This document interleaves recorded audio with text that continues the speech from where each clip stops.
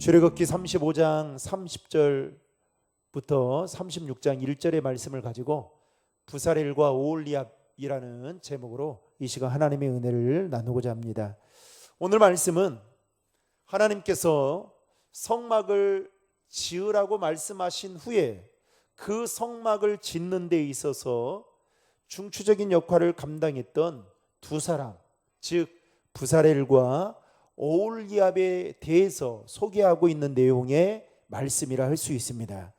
먼저 오늘 본문 30절과 31절 말씀에 보면 부사렐에 대해서 소개하기를 그는 유다지파 훌의 손자요 우리의 아들로서 하나님은 그를 지명하여 부르시고 그에게 하나님의 영을 충만하게 하여 지혜와 총명과 지식으로 여러 가지 일을 하게 하셨다라고 성경은 기록하고 있습니다. 따라서 그는 하나님이 주신 능력으로 금과 은과 놋을 제작하고 그리고 보석을 깎아 만들고 나무를 수놓는 정교한 일을 했던 사람이 바로 부사렐이었습니다.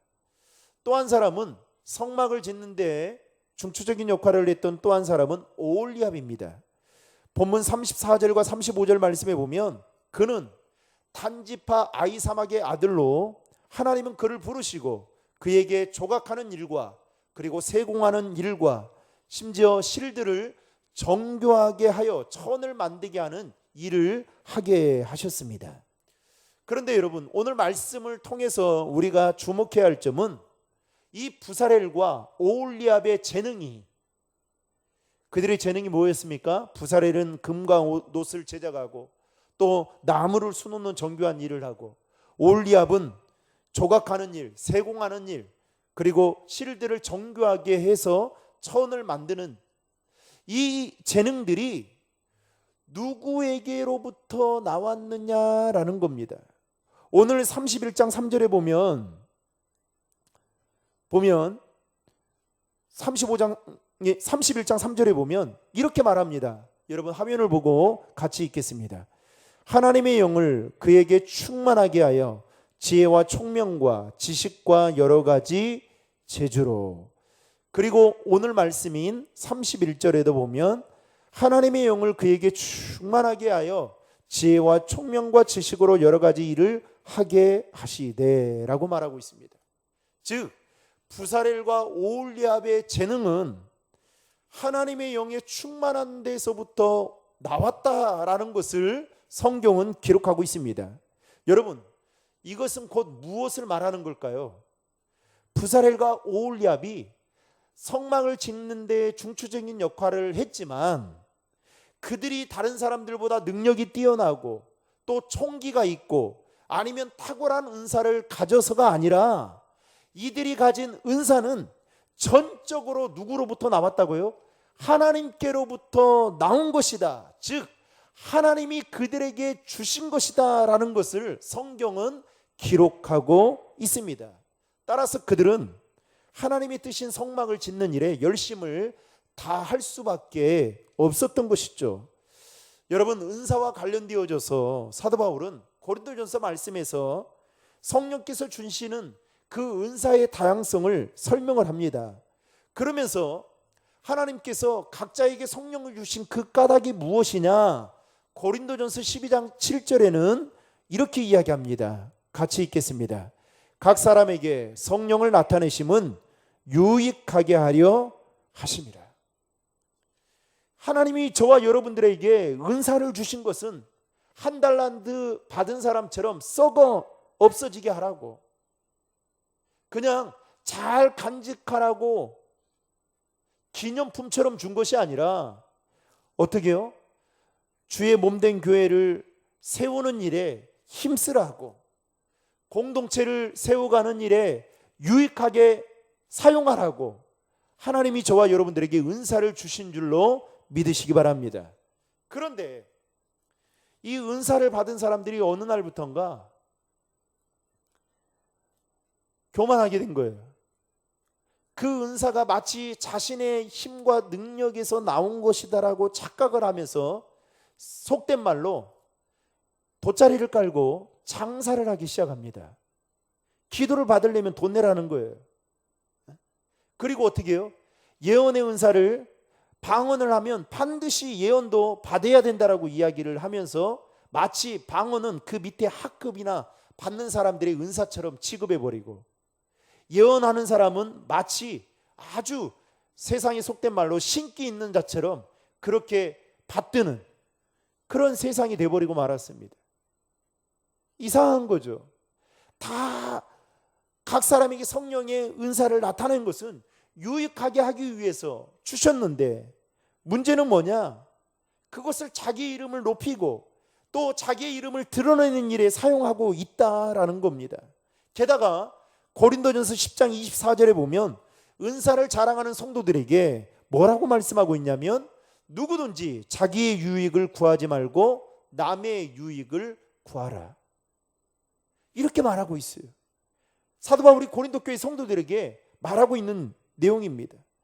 따라서 저와 여러분도 하나님이 주신 은사가 무엇인지를 깊이 생각해보고 은사를 주신 그 하나님의 뜻에 따라 주의 몸된 교회를 세워가는 일에 유익을 줄 수 있는 하나님의 사람들이 될 수 있기를 주님의 이름으로 축복합니다. 또 하나 오늘 말씀을 통해서 생각해 볼 점은, 하나님이 일을 하실 때 사람이 기준이 아닌 하나님의 기준으로 일할 사람을 반드시 세우신다라는 점입니다. 성경에 나오는 인물들을 보면 하나님께 쓰임받았던 대다수의 사람들이 세상적으로 보면 요즘 청소년들 말로 볼매, 여러분 뭔지 압니까? 볼수록 매력적이다 하잖아요. 그런데 이들은 볼매 없어요. 볼수록 매력적이지 않는 사람들이었습니다. 특별히 사사기서에 나오는 사사들을 보면 모두 다 한결같이 약점을 가지고 있었던 자들이었습니다. 사회적으로 내놓을 것이라고 전혀 없는 자들이, 아니 어떠한 재력이나 어떠한 재능, 사회적인 영향력도 없었던 자들이었습니다. 그럼에도 불구하고 하나님은 그들을 사사로 부르시고 하나님의 일을, 이스라엘을 공동체를 세워가는 일에 사용하셨던 것을 우리는 사사기서 말씀을 통해 보게 됩니다. 그걸 보면 하나님은 결코 사람의 기준이나 방법으로 사람을 세우셔서 일하시지 않는다라는 것을 여러분 보여주고 있다라는 것입니다. 여러분 앞에 말씀을 전하는 제 자신만 봐도 사실 그런 것 같습니다. 제 스스로의 기준으로 봐도 제 자신이 목사로서 너무나도 부족한 점이 많은 것 같아요. 아니, 좀 더 과장되게 말하면 목사가 되기에 함량 미달이고 기준 미달인데도 불구하고 하나님께서 목사로 일찍이 부르시고, 그리고 신도림 조항교회 담임 목사로 세워주시고, 지금까지 하나님이 일을 감당할 수 있게 하셨던 것은 사람의 기준이 아니라 하나님의 기준으로 부족한 저를 세워주셨기 때문에 아닌가라는 생각이 듭니다. 여러분, 혹시 저만 그럴까요? 여러분은 예외입니까? 여러분 역시도 하나님의 자녀가 되고 직분을 주신 것은 여러분이 대단한 능력의 소유자이고 대단한 가문의 사람이어서 이 사람을 붙잡지 않으면 너무나도 아까워서 하나님이 그 수많은 사람 중에 60억의 인구가 되는 사람들 중에 여러분들을 붙들어야겠다, 붙들지 않으면 오늘 밤에 내가 이불 덮고 울겠다, 이 마음 때문에 여러분들을 부르셨다라고 생각하십니까? 아니죠. 그런데 유대인들은 착각이 있습니다. 종교 지도자들은 아주 착각이 있습니다. 그래서 오늘 우리가 새벽마다 보고 있는 요한복음의 말씀을 통해서 정말 하나님을 알매도 불구하고 하나님께 버림받은 그 유대인들, 그야말로 책망받는 그 유대인들을 보면 여러분 우리의 자신을 볼 수 있어야 되는 것이죠. 어찌됐든 간에 저와 여러분이, 죄인 같은 저와 여러분이 하나님의 자녀가 되고 교회 안에서 귀한 직분을 가지고 하나님을 섬길 수 있는 것은 저와 여러분들이 대단한 능력의 소유자가 아닌 하나님의 그 모든 것들이 하나님의 전적인 은혜임을 알고 여러분 감사하며 살아갈 수 있기를 주님의 이름으로 축원합니다. 그리고 하나님은 부르시는 자들에게 그만한 일을 감당할 수 있도록 능력과 힘을 공급해 주셨습니다. 부살엘과 오홀리압은 성막을 짓는 데 있어서 그 모든 일을 감당할 수 있는 완벽한 사람이 아니었습니다. 그러나 하나님은 그들을 부르셔서 하나님의 영으로 그들을 충만하게 하신 다음에 또 지혜와 지식을 그들에게 주신 다음에 그 하나님의 성전인 성막을 짓게 만들어서 그리고 그 일을 잘 감당할 수 있도록 인도해 주셨던 것을 보게 됩니다. 여러분, 이스라엘의 지도자였던 모세를 봐도 그렇습니다. 하나님께서 이스라엘 백성들을 인도할 지도자를 세우시기 위해서 그 수많은 사람 중에 모세라는 사람을 부릅니다. 무려 6번씩이나 모세를 부릅니다. 그런데 그때마다 모세가 어떻게 합니까? 하나님, 저는 말을 잘 할 줄 모르는 사람입니다. 그냥 요즘 식으로 말하면 하나님 참 사람 볼 줄 모르시네요. 이런 반응으로 모세가 계속해서 리젝트를 합니다. 거절하고 또 거절해요. 그런데도 하나님이 포기하지 아니하시고 모세에게 이스라엘 백성들을 향한 하나님의 그 빅피처, 큰 계획과 인도하심을 말씀해 주십니다. 그리고 그 중심에 뭐라고 말씀하느냐? 모세, 네가 있을 것이다 라고 말씀합니다. 하지만 모세는 계속해서 하나님의 부르심을 거절하기만 하죠. 결국 하나님의 부르심에 순종하며 나아가는 그 모세에게 하나님은 어떻게 하십니까? 그의 입을 대어날 그의 형 아론을 예비해 주시고 또 그의 손에는 하나님의 능력의 상징이라고 할 수 있는 지팡이를 움켜 주었던 것을 우리는 성경을 통해서 보게 됩니다. 모세가 능력이 있어서가 아니라 하나님이 그를 불러서 사용하셨던 것이죠. 신약에서도 예수님은 70인을 전도대로 파송하시면서 둘씩 파송하시면서 그들에게 귀신을 쫓아내고 병자를 고치는 능력을 주시고 그리고 복음을 들고 나가게 하셨던 것을 보게 됩니다. 부활하신 예수님께서 승천하시면서 제자들에게 땅끝까지 복음을 전하라고 말씀하시면서 그에게 성령을 예비해 주셨던 것을 우리는 사도행전 말씀을 통해서 볼 수가 있습니다. 이처럼 하나님은 세상적으로 볼 때 볼품이 전혀 없는 자들을 부르시고 그에게 그가 해야 될 그 일, 즉 사명을 주시면서 사명만 주고 한번 네 힘껏 해라 라고 그냥 무관심해 버렸던 것이 아니라 그 사명을 잘 감당할 수 있도록 하나님의 능력을 공급해 주시는 것을 우리는 성경을 통해서 보게 됩니다. 여러분, 하나님이 여러분들에게 왜 직분을 주셨을까요? 여러분, 그 목적을 알아야 돼요. 오늘날 교회 안에 성도들은 많다는데 큰 교회도 여러분 예외가 아닙니다.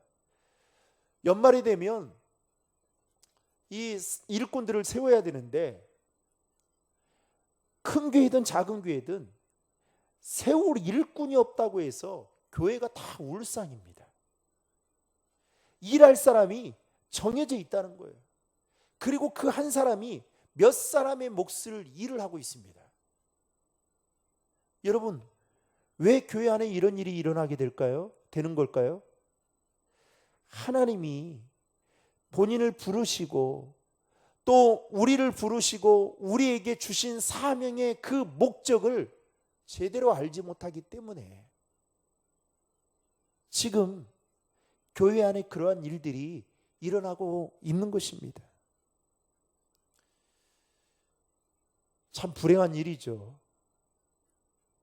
여러분, 하나님이 저와 여러분들에게 주신 그 직분에 따라 그 직분을 향한 그 하나님의 그 목적하심을 여러분 기억하시고 바라건대 하나님이 주신 힘과 능력으로 그 직분을 잘 감당할 수 있는 우리 신도림 중앙의 성도들 되기를 주님의 이름으로 축복합니다.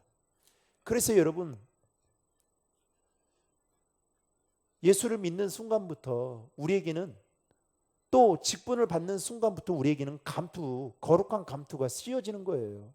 여러분 한번 생각해 보세요. 사랑하는 연인이 서로 죽으라고 좋아하면서 사랑을 해서 그 사랑의 결실로 결혼을 했습니다. 그런데 어느 날 문득 남자가 너무 이제는 한 가정의 가장이고 한 아내의 남편이 되고, 그리고 앞으로 또 아기를 낳게 되면 또 한 가정, 그 한 아이의 아버지가 된다라는 이 무게감 때문에 나는 좋아는 했지만 여기서 포기해야겠다. 이런 분 계십니까? 많지 않죠. 이상한 거죠. 또 이런 겁니다. 둘이 결혼을 해서 한 아이를 임신하게 되었습니다. 그런데 그 아이가 뱃속에서 부모의 태주를 통해서 영양분을 공급받고 아이가 잘 자라야 되죠. 그런데 갑자기 산모가 이상한 생각을 하게 됩니다. 살찌면 내 남편이 안 좋아하는데, 그래서 먹는 걸 줄여야 되겠네. 여러분, 이런 산모 있습니까? 없죠. 아이를 낳을 산딸이 되어서 낳아야 되는데 너무너무 힘든 거예요. 옆에 그 사람들 이야기 들으니까 그 고통이 너무 힘들다고, 거의 이제 낳게 될 그 산딸의 그 막중한 책임감을 나는 지지 않아야겠다 하고 포기한다면 어떻게 될까요? 그 뱃속에 있는 아이는 그냥 사생아가 되겠죠. 여러분 마찬가지입니다. 내가 싫든 내가 좋든 간에 하나님이 저와 여러분들을 하나님의 자녀로 부르시고, 또 우리 신도림 중앙교회에 여러분 귀한 직분을 주신 이유는 분명히 있을 거단 말이죠. 여러분, 부사렐과 오홀리압이 오늘 성막에서 하나님의 그 은사에 따라서 성막을 짓는 일에 힘썼다라고 했지만, 여러분 생각해 보십시오. 아마 가정하건대 결코 늘 순탄치만은 않았단 말이죠. 어려움도 있었을 것이고 포기하고 싶은 마음도 들었을 텐데, 그때마다 그들이 포기했다면 어떻게 되었을까요? 그래서 여러분, 직분을 가지면 그 거룩한 부담감, 이 감투를 썼다라는 이 생각 때문에 여러분 제가 아는 그 교회 그 장로님들은 다 교회하고 40분 이상씩 다 떨어져 있는, 심지어는 1시간 이상 떨어지는 교회에 그 교회를 다니고 있는 분들입니다. 광명에 있는 교회인데요. 그런데 그 장로님 3분이 계시는데, 그 교회는 그 새벽 예배를 그 장로님 3분이 한 번도 빠진 적이 없대요. 그래서 제가 물었습니다. 그 목사님한테 도대체 그 비결이 뭐냐 했더니, 장로님들 너무너무 힘들어한대요. 힘들죠. 저도 충분히 이해합니다. 그런데 이 장로라는 이 직분 때문에 내가 안 나오면 교인들이 나올까라는 이 엄청난 부담감 때문에 그 먼 데에서 광명까지 온다라는 거예요. 그래서 그 목사님이 막 장로님들 칭찬을 엄청나게 하더라고요. 제가 부교육자 시절에 들었던 이야기입니다. 여러분, 이게 거룩한 부담감인 거죠. 이런 분들이 있기 때문에 교회가 세워지게 되고, 또 하나님의 그 나라가 확장되어지는 것이죠. 하나님은 우리를 부르신 것, 또 우리에게 부르신 다음에 사명을 주시고 귀한 직분을 주신 것은 분명한 하나님의 그 안에 거룩하신 뜻이 있어서 우리에게 주셨다는 사실입니다. 더욱이 오늘 본문에 보시면 계속해서 반복되어져서 나오는 단어가 있습니다. 먼저 특별히 36장 1절의 말씀을 우리 다 함께 읽겠습니다. 부사렐과 오홀리압과 및 마음이 지혜로운 사람 곧 여호와께서 지혜와 총명을 부으사 성소에 쓸 모든 일을 할 줄 알게 하신 자들은 모두 여호와께서 명령하신 대로 할 것이니라. 거기에 보면 지혜로운 사람, 그 다음 그런 말들이 나옵니다. 여기서 말하는 이 지혜로운 사람은 단순히 자신만만해 하거나 아니면 내 것을 최고로 여기거나 나는 완벽하다라고 생각하는 사람이 아니라, 여기서 말하는 지혜로운 사람이란 언제나 자신의 부족함을 인정하고 그리고 하나님의 방법을 구하며 하나님이 주신 사명을 성실하게 감당해 가려고 몸부림치는 사람이 지혜로운 사람이다 라고 말하고 있는 것입니다. 결국 지혜로운 사람은 독단적이거나 외골수이거나 교만하지 않는다는 것이죠. 따라서 사랑하는 성도 여러분, 저는 우리 신도림 중앙에 있는 모든 성도들이 하나님 앞에서 지혜로운 사람들이 되기를 주님의 이름으로 축복합니다.